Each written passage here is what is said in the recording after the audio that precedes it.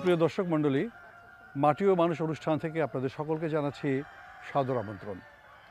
আপনারা জানেন যে আমাদের এই অনুষ্ঠানে আমরা কৃষি, প্রাণী সম্পদ এবং মৎস্য এই সমস্ত ক্ষেত্রে যে সমস্ত সফল ঘটনা আছে, গবেষণা আছে বা বিভিন্ন পর্যায়ের যে সমস্যা আছে সেগুলোকে তুলে ধরি এবং সেগুলোকে নিয়েই কিন্তু প্রতিবেদন উপস্থাপন করে থাকি। আমাদের আজকের অনুষ্ঠানে আমরা এরকম কিছু বিষয় আপনাদের সামনে তুলে ধরব। তাহলে চলুন চলে যাই আমাদের অনুষ্ঠানের মূল পর্বে।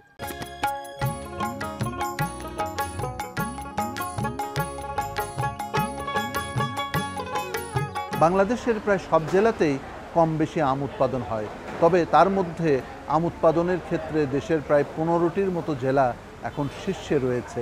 সাতক্ষীরা, রাজশাহী, চাঁপাইনবাবগঞ্জ এবং দক্ষিণে আমাদের পার্বত্য অঞ্চল, এই জেলাগুলোতে অত্যন্ত সুস্বাদু আম উৎপাদিত হচ্ছে এবং বাংলাদেশে গড়ে প্রায় 25 লাখ মেট্রিক টন আম উৎপাদন হয় বছরে। আপনারা হয়তো জেনে থাকবেন যে ইতিমধ্যে বাংলাদেশ প্রায় 39টি দেশে আম রপ্তানি করছে। মধ্যপ্রাচ্য, যুক্তরাজ্য, কানাডা সহ সম্প্রতি চীনে সর্বশেষ আমাদের আম রপ্তানি হয়েছে। এই ফল রপ্তানি করতে হলে যে আন্তর্জাতিক মানদণ্ড, সেই মানদণ্ড অনুসরণ করতে হবে এবং সেটাই হচ্ছে আমাদের উত্তম কৃষি চর্চার মানদণ্ড। চলুন আমরা এই বিষয়ে আজকে একটি প্রতিবেদন দেখে আসি।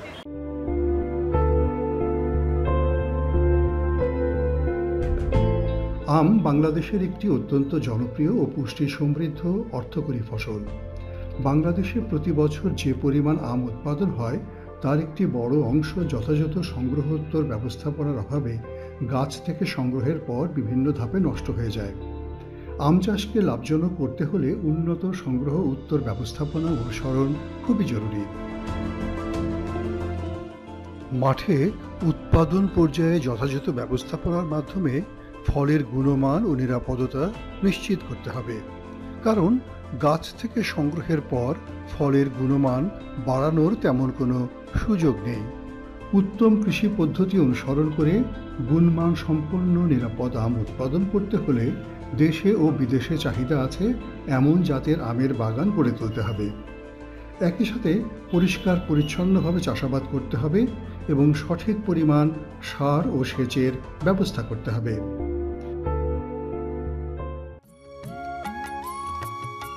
সাম্প্রতিক সময়ে বলা হচ্ছে যে আমকে বিদেশে রপ্তানি করতে হবে এবং আমকে বিদেশে রপ্তানি করতে চাইলে গুড এগ্রিকালচারাল প্র্যাকটিস সেইটিকে কিন্তু অনুসরণ করতে হবে। সেই বিষয়ে কিন্তু বর্তমান সময়ে কাজ শুরু হয়েছে। আমরা বলছি আমাদের যে পরিমাণ ফল উৎপাদন হয় তার থেকে কিন্তু বেশ কিছু পরিমাণ ফল আমরা বিদেশেও রপ্তানি করতে পারি এবং সেখান থেকে কিন্তু আমরা বড় ধরনের অর্থ উপার্জন করতে পারি। এই বিষয়গুলোকে মাথায় রেখেই পার্টনার প্রকল্পের আওতায় নিরাপদ আম উৎপাদনের কার্যক্রম চলছে বিভিন্ন এলাকাতে। নিরাপদ ও স্বাস্থ্যসম্মত উচ্চমানের আম উৎপাদন করে রপ্তানিকারকদের কাছে যদি বিক্রি করা যায় তাহলে উৎপাদনকারী কৃষকরা যেমন একদিকে ন্যায্য মূল্য পাবেন, অপরদিকে তারা কিন্তু নিজেদের জীবনকে সমৃদ্ধ করতে পারবেন। পার্টনার প্রকল্পের আওতায় এই কার্যক্রম পরিচালনা করছে কৃষি বিপণন অধিদপ্তর, যারা একই সাথে কৃষকদেরকে প্রশিক্ষণ দিচ্ছেন এবং একই সাথে সেগুলোকে মার্কেটের সাথে লিঙ্কেজ করিয়ে দিচ্ছেন। উত্তম কৃষিচর্চা অনুসরণ করে উৎপাদিত নিরাপদ ও মানসম্পন্ন আমের একটি মেলা অনুষ্ঠিত হয় কৃষকের বাজারে।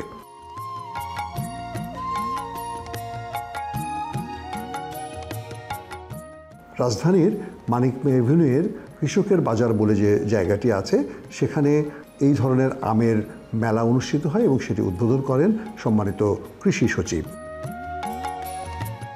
সুপ্রিয় দর্শক মণ্ডলী, উত্তম কৃষি চর্চা, কৃষির ভবিষ্যৎ, আমরা সকলে এই কথাটা জানি।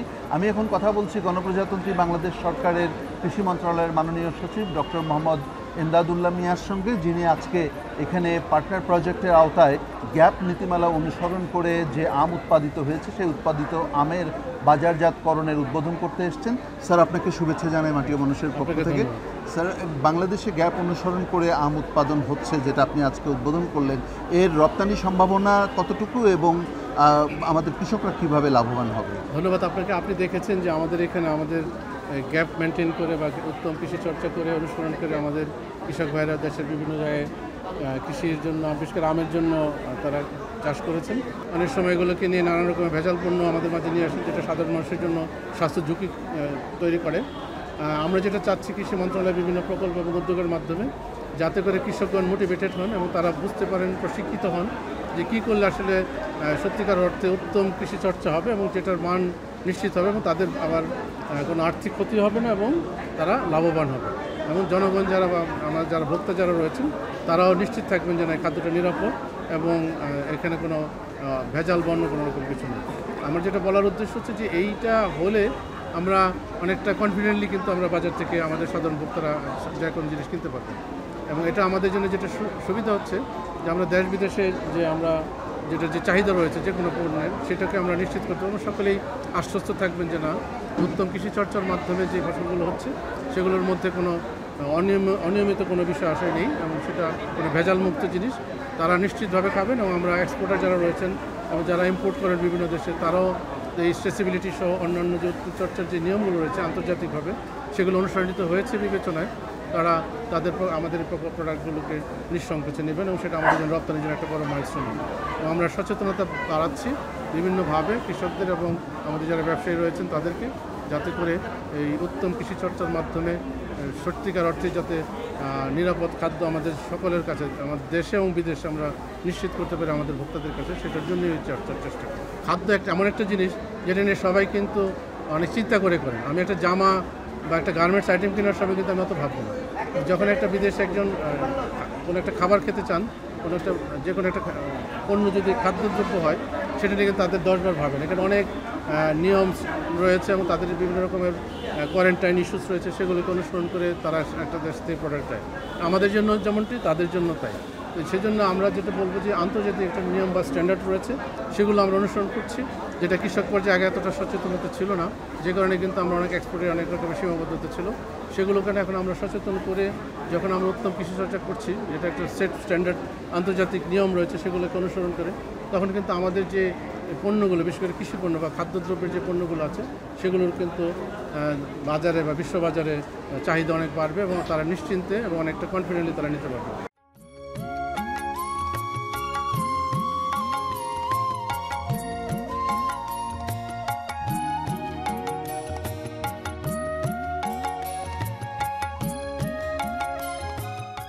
নিরাপদ আম উৎপাদনের অনেকগুলো পর্যায় আছে, যেটি আমরা আমাদের এই অনুষ্ঠানে বিভিন্ন সময় আপনাদেরকে দেখিয়েছি।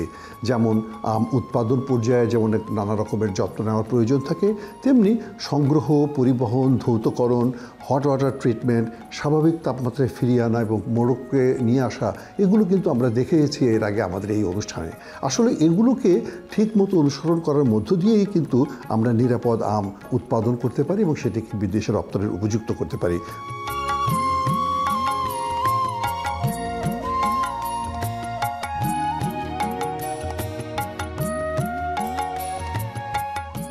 প্রিয় দর্শক, আসুন আমরা একটু শুনে নেই উৎপাদনকারী কৃষক এবং সংশ্লিষ্ট বিভিন্ন পক্ষদের কথা।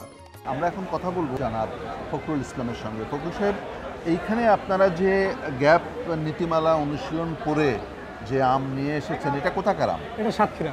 কোন জাত? হিমসাগর। এই আম শতভাগ নিরাপদ? জি জি অবশ্যই। আচ্ছা, একটু বুঝিয়ে বলবেন দর্শকদের। আসলে আপনারা জানেন আমাদের দেশে এই কাজটা করছেন পার্টনার প্রজেক্টের আন্ডারে ডিআই বা কৃষি সম্প্রসারণ অধিদপ্তর, কৃষি বিপণন অধিদপ্তর এবং হটেস ফাউন্ডেশন, এই 3টা প্রতিষ্ঠান যৌথভাবে সারা দেশে কৃষকদেরকে প্রশিক্ষণ দিচ্ছেন কীভাবে কখন কতটুকু ডোজ দিতে হবে, কেমিক্যাল দিতে হবে, এবারে এটা কতদিন পর রাখতে হবে, কখন আমটা পাড়তে হবে, ইত্যাদি সমস্ত প্রশিক্ষণ দেওয়া হচ্ছে। শুধু প্রশিক্ষণ না, প্রশিক্ষণের পরে তারা করছে কিনা সেটা কিন্তু আবার ওনারা প্রত্যেকটা ধাপে ধাপে প্রত্যেকটা পর্যায়ে অডিট করা হচ্ছে। সহযোগী হিসেবে আপনারা কি করছেন? কারণ এখানে তো দুটো ইস্যু, একটা হলো ভোক্তা কি করে জানবে যে এটা নিরাপদ, আর আপনারা সেটা কিভাবে প্রমাণ করবেন? আমরা করতে চাইছি যে আসলে যেহেতু সরকারের কাছে যে ওনারা যেভাবে তৈরি করে দিয়েছেন, এখন এটা বিশেষ করে এই আম ফসলের ক্ষেত্রে প্রমাণ হলো শুধুমাত্র এমআরএলটা টেস্ট করলে হয়। এটা যে কোনো ল্যাবে টেস্ট করা যায়, এমআরএল কত থাকে। এমআরএলটা আমাদের যে বাজারে আসার আগে টেস্ট করা হয়েছে, টেস্ট করা হয়েছে এবং সেই সার্টিফিকেশন খামারবাড়ি করেছে এবং সেই সার্টিফিকেশন ওনারা দিয়ে দিয়েছে। ওনারা প্রত্যেকটা আমাদের প্যাকেটের গায়ে একটা কিউআর কোড থাকবে, সেই কিউআর কোড আপনারা স্ক্যান করে দেখতে পারবেন এটা কবেকার, কখন কি দেওয়া হয়েছে, প্রত্যেকটা টোটাল হিস্ট্রি, প্রোডাকশন হিস্ট্রিটা ওখানে ভোক্তা চাইলে দেখতে পারে, নিশ্চিত হতে পারে।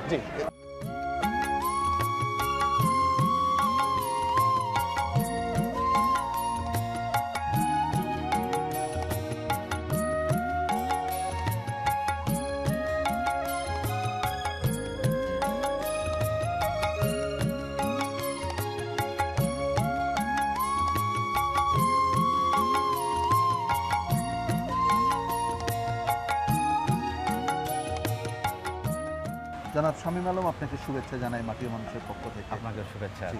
এই উত্তম কৃষি চর্চা অনুশীলনের ক্ষেত্রে আপনারা কিভাবে কাজ করছেন? আসলে আপনাকে প্রথমে যেটা বলে রাখি যে আসলে AR মালিক সিড প্রাইভেট লিমিটেড, এটা বাংলাদেশে যদিও বা হাইব্রিড সবজি বীজ সরবরাহের বলা যায় জনক আর কি, কিন্তু পাশাপাশি আমরাই বাংলাদেশে আর কি প্রথম গ্লোবাল গ্যাপ বা গুড এগ্রিকালচার প্র্যাকটিস সার্টিফিকেটধারী একটা প্রতিষ্ঠান। আমরা মূলত ফলের ক্ষেত্রে আম এবং এছাড়া 12টা সবজির ক্ষেত্রে ইতিমধ্যে গ্লোবাল গ্যাপ সার্টিফিকেশন আমরা অর্জন করেছি, যেখানে আমরা প্রায় 92টা প্রোটোকল বা প্যারামিটার আমরা বাস্তবায়নের মাধ্যমে নিরাপদ এবং পুষ্টিকর, যেটা বলা হয় নিরাপদ এবং স্বাস্থ্যসম্মত সবজি এবং ফল উৎপাদন আমরা করে যাচ্ছি আর কি। আপনাদের সঙ্গে কত কৃষক রয়েছে সারা দেশে? আমরা ইতিমধ্যে আমাদের 5000 কৃষক বগুড়া এবং গাইবান্ধা জেলায়, এবং একই সঙ্গে প্রায় 2000 মতো কৃষক আমাদের দিনাজপুর ঠাকুরগাঁও অঞ্চলে আর কি, যারা আমাদের গ্লোবাল গ্যাপের যে 192টা প্রোটোকল বা প্যারামিটার আছে সেগুলো প্র্যাকটিস করছে, এবং আমরা তাদেরকে গুড এগ্রিকালচার প্র্যাকটিস বা উত্তম কৃষি চর্চা অনুশীলনের উপরে প্রশিক্ষণ প্রদান করে আসছি। আপনাকে আমি আরেকটা তথ্য দিতে চাই, ইতিমধ্যে আমরা বাংলাদেশে 80 জন কৃষক যারা উত্তম কৃষি চর্চা অনুষ্ঠানের উপরে অলরেডি তারা সনদ প্রাপ্ত হয়েছে, এবং বছরে অলরেডি আমাদের 800 ফার্মার গ্লোবাল গ্যাপ সার্টিফিকেশনের জন্য যে অডিট কার্যক্রমটা, সেই অডিট কার্যক্রমটা ইতিমধ্যে আমাদের সম্পন্ন হয়েছে। আমরা আশা করছি আমরা জুলাইয়ের ভিতরে হয়তোবা আমরা আরও 800 জন কৃষক যারা আমাদের বাংলাদেশের। আপনারা তো কৃষক পর্যায়ে কাজ করছেন, কৃষক পর্যায়ে কাজ করতে গিয়ে কৃষকের কি কি চ্যালেঞ্জ রয়েছে বলে আপনার নজরে এসছে, এবং যেটার জন্য আপনারা সুপারিশ করতে চান যে সরকারের এই জায়গাগুলো নজর দেওয়া উচিত? আচ্ছা, আসলে বিষয়টা কি দেখেন, উত্তম কৃষি চর্চা একটা অনুশীলন, এই অনুশীলনটা আসলে একার পক্ষে সম্ভব না। এই অনুশীলনটা করতে গেলে আমাদের যে প্রোটোকলগুলো আছে, প্যারামিটারগুলো আছে, সেগুলো বাস্তবায়ন করতে গেলে অংশগ্রহণ দরকার। বিশেষ করে আমি একটা উদাহরণ যদি আপনাকে বলি, একটা গ্যাপ বা উত্তম কৃষি চর্চা অনুশীলনের ক্ষেত্রে আপনার যে পানিটা ব্যবহার করা হয়, সে পানিটা পরীক্ষিত হতে হবে, এবং পানিতে যাতে করে কোনো প্রকার ক্ষতিকারক উপাদান না থাকে। কিন্তু দেখেন, একজন কৃষক আমাদের দেশের বাংলাদেশের প্রেক্ষাপটে একজন কৃষকের বড় জোর 10 শতক বা 20 শতক জমি আছে, তাকে কিন্তু নির্ভর করতে হয় অন্য পানি প্রদান যে মেশিনের জন্য। কাজেই এখন সরকারের যে বিষয়টা আছে আর কি, আমাদের যে সেচ ব্যবস্থাপনা থেকে শুরু করে আমাদের যে উত্তম কৃষি চর্চা অনুশীলনের ক্ষেত্রে যে আমাদের অন্যান্য যে চর্চাগত বিষয়গুলো আছে, সেটা একজন কৃষককে আমাদেরকে একত্রিত করতে হবে। এই কৃষকদেরকে একত্রিত করার ক্ষেত্রে কৃষকদের বিভিন্ন উদ্বুদ্ধকরণ কার্যক্রমগুলো সরকারের পক্ষ থেকেই বাস্তবায়ন করতে হবে।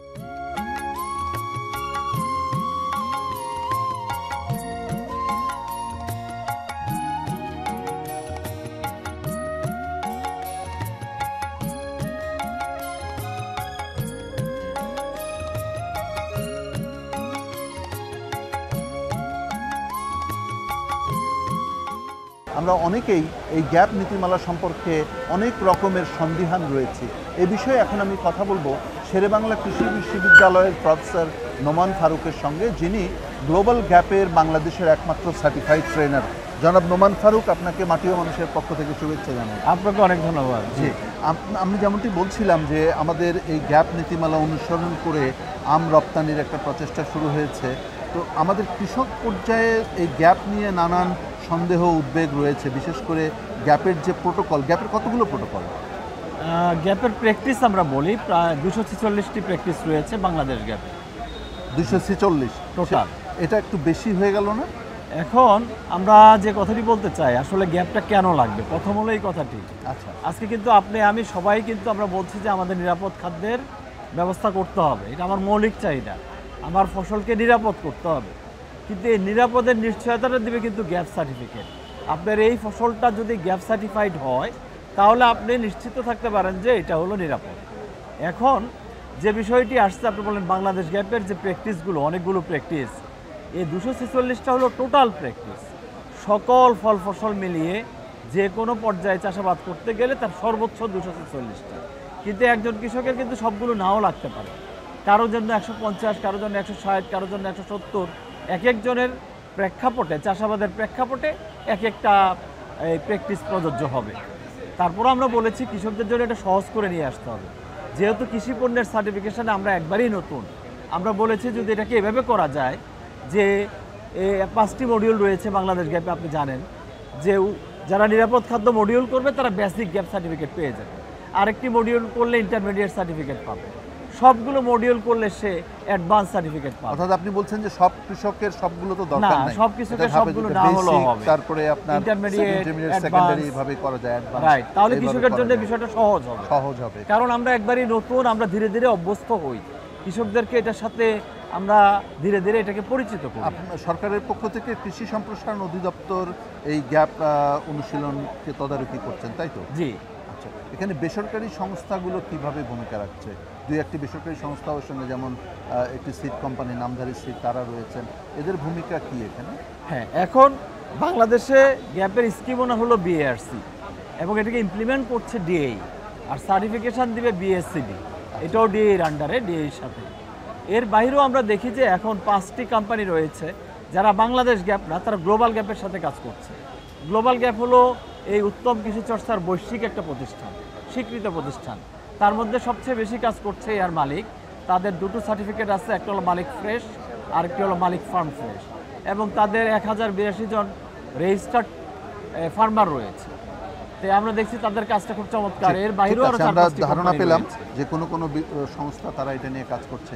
আপনার কাছে আমার একটু জানবার আছে, সেটা হলো যে এই আমের ক্ষেত্রে, আমরা তো আম রপ্তানি নিয়ে আজকে কথা বলছি বেশি, আম রপ্তানির ক্ষেত্রে সরকারের পক্ষ থেকে এই যে হিট ওয়াটার ট্রিটমেন্ট প্ল্যান করা হয়েছে, এটা তো খুব বেশি নয় সংখ্যায়, এবং আমাদের মেইন স্ট্রিম বাজারে যে আমটা আসছে তার নিরাপত্তাও তো একটা বড় ইস্যু আমাদের ভোক্তাদের জন্য। তো যে এই হট ওয়াটার ট্রিটমেন্ট প্ল্যান্টের সংখ্যা বাড়ানো কতটা জরুরি, এবং সেই ব্যাপারে আমরা কি করতে পারি বলে আপনার কাছে মনে হয়? বিশেষ করে ভোক্তা পর্যায়ে এখন যে বাজারে আম আসছে, সেই আমটা কি করে ভোক্তা জানবে এটা নিরাপদ আম? যখনই এটা গ্লোবাল গ্যাপ অথবা বাংলাদেশ গ্যাপের লোগো থাকবে তখনই সে বুঝতে পারবে এটা নিরাপদ, কারণ টেস্টেড। এখানে টেস্ট করার পরে সার্টিফিকেটটা দেওয়া হয় যে এর মধ্যে কোনো পেস্টিসাইড নাই। প্রত্যেকটা আমের উপরে একটা ছোট স্টিকার থাকবে, পুরো বক্সের মধ্যে হয়তো একটা স্টিকার থাকবে, যেমন আপনি এই বক্সের মধ্যে স্টিকারটা দেখেছেন, জি জি, একটা কিউআর কোড থাকে, সে কিউআর কোড দেখে কিন্তু সে বুঝতে পারবে। আর যে ট্রিটমেন্টগুলোর কথা বলছেন এগুলো হলো আমের গুণগত মান রক্ষা করার জন্য। এর মধ্যে একটা আছে ভেপার হিট ট্রিটমেন্ট, যেটা আমাদের গাবতলী বিএডিসিতে হচ্ছে। আপনার জাপানে আম পাঠাতে গেলে এটা ম্যান্ডেটরি, আপনাকে লাগবেই ভেপার হিট ট্রিটমেন্ট, এবং অনেক দেশ তারা চায় তাদের নিরাপত্তা, সেজন্য তারা ভেপার হিট ট্রিটমেন্টটাকে বেশি প্রিফার করে। আমরা সেই ক্যাপাসিটি বিল্ডিংগুলো নিয়ে কিন্তু সরকার খুব আন্তরিকতার সাথে কাজ করছে।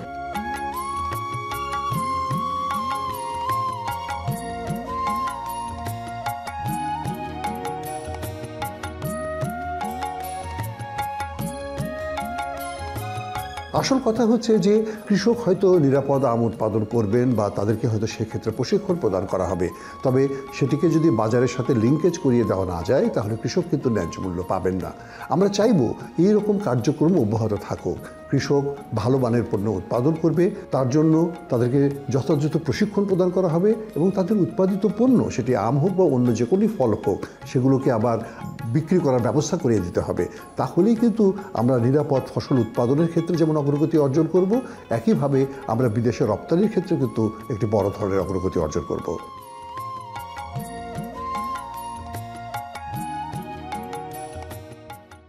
নিরাপদ খাদ্য উৎপাদন করতে কৃষক আগ্রহী, কৃষক উত্তম কৃষিচর্চার মানদণ্ড অনুসরণ করতে আগ্রহী, কিন্তু কৃষকের পাশে দাঁড়াতে হবে। বিশেষ করে তার উৎপাদিত পণ্য যদি সে ভালোভাবে বিক্রি করতে না পারে তাহলে তো তার উৎসাহ থাকবে না। তার যদি উৎসাহ হারিয়ে যায়, আমার কৃষক যদি উৎসাহ হারায়, তাহলে পরে আমরা উৎপাদন কোথা থেকে পাবো? তাই আমরা যদি নিরাপদ খাদ্যের যোগান নিশ্চিত করতে চাই, ভোক্তা পর্যায়েও আমাদের সচেতন হওয়া দরকার। আমাদের কৃষকরা যাতে লাভবান হতে পারে সেই ব্যাপারেও আমাদের সংবেদনশীল হওয়া দরকার। আজকে শুধু আম নয়, আমরা চাইব আমাদের সকল পণ্যই নিরাপদ হবে। উত্তম কৃষিচর্চা অনুশীলন করে আমাদের দেশের সকল ফল এবং ফলাদি আমরা নিরাপদভাবে রপ্তানি করতে পারবো, আমাদের দেশের বাজারে তা সরবরাহ করতে পারবো। আপনাদের সকলকে ধন্যবাদ জানাচ্ছি মাটি ও মানুষের পক্ষ থেকে। আমাদের সঙ্গে থাকুন, মাটি ও মানুষের সঙ্গে থাকুন। আমাদের অনুষ্ঠানগুলো দেখবার জন্যে আপনাদের প্রতি কৃতজ্ঞতা জানিয়ে আজকের মতো শেষ করছি। ধন্যবাদ সকলকে।